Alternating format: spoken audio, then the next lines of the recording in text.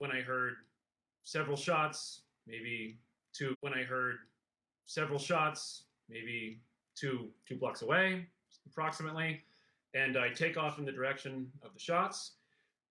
Shortly thereafter, I saw an individual in a green shirt with an AR-style rifle running down the street.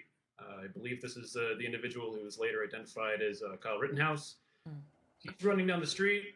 A lot of people are shouting things to the effect that, there goes the shooter. He was the shooter, stuff like that. And at some point, I think all these events probably took place in the span of a minute, he trips or falls and he's on the ground. He is very quickly approached by several individuals.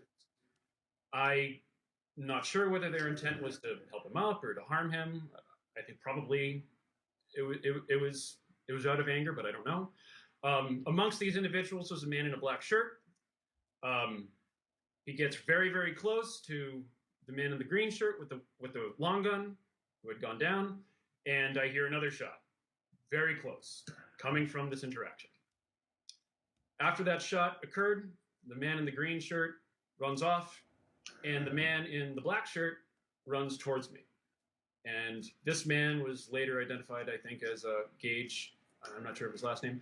And he had a very severe wound on his right arm, and he was carrying a handgun, what appeared to be a handgun, in his left arm. All right. So, and sorry. Yeah. I'm sorry. No, I'm really glad you lay all this out because I think it's really important, Alex. So okay. So he was holding a gun, but and you're talking about that when the person who appears to be Mr. Rittenhouse sort of stumbles, that when they converge upon him, they seem angry. Maybe they wish him harm, maybe not. I know you're not trying to pass judgment, but that's sort of what you saw. And then one that Rittenhouse ends up shooting did have a handgun. Okay, so when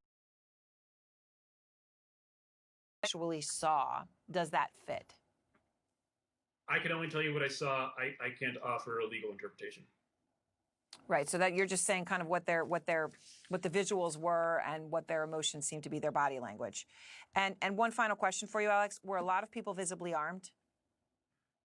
That's interesting. So I typically work in Iraq and Syria, and now I'm wearing the same protective equipment, shooting my own country, photographing my own country as I do over there. And the reason is there's a lot of weapons present.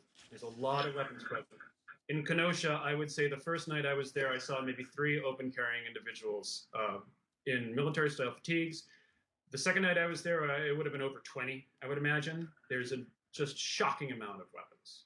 Everybody has, I shouldn't say everybody, many people have handguns, long guns, and the reason why I wear my protective equipment is it's only a matter of time till something happens like this or worse.